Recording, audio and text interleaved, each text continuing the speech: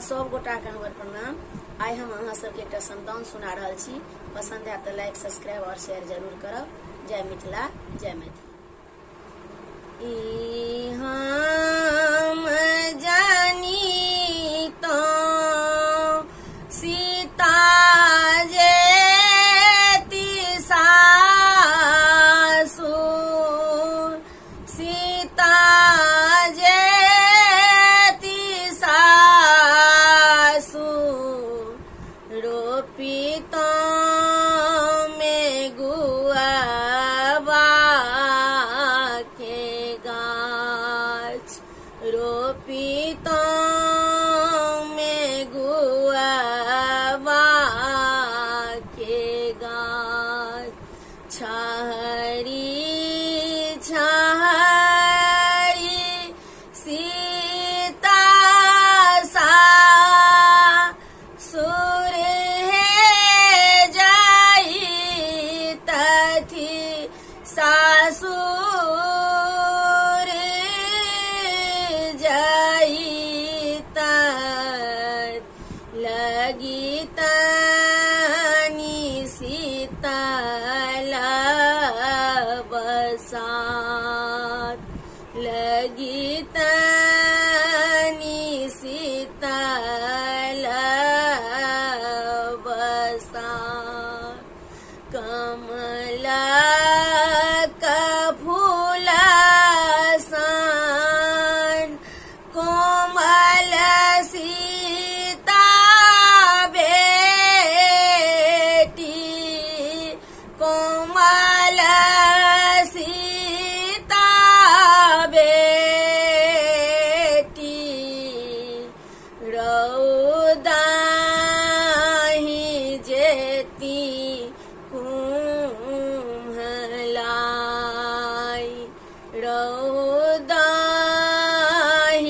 जेती कुम्हलाई।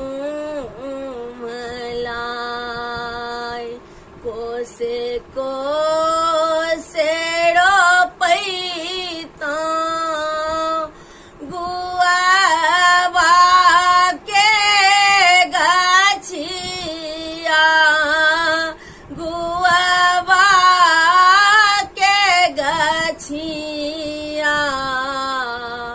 शीतल बहती बसात, शीतल बहती बसात। एक कोस गेली सीता दोसर कोस गेली, दोसर कोस गेली। तेसरे में फेंकल हार, तेसरे में फेंकल हार। माथा उघारी सीता चारू कात ताकत, चाहू दिस है ताकत। छूटल जाइए बाबा के राज, छूटल जाइए बाबा के राज। चारी कहरिया पाँचा मारे लोकनिया,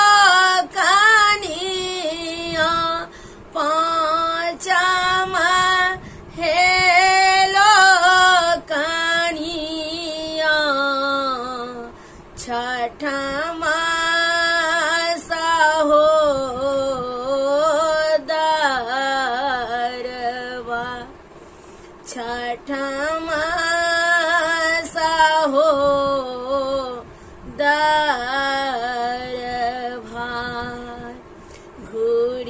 जइयो घुरी जइयो हमारी जेठ भैया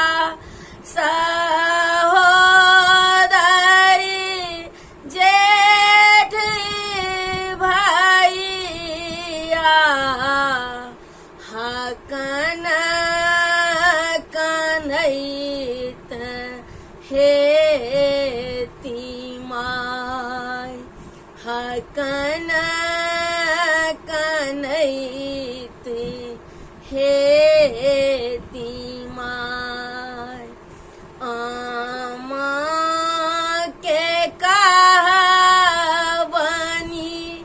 पथल भाए बैसती पत्थर भाए बैसती हमहूँ बैसब हियाहार हमहूँ बैसब हियाहार भनहि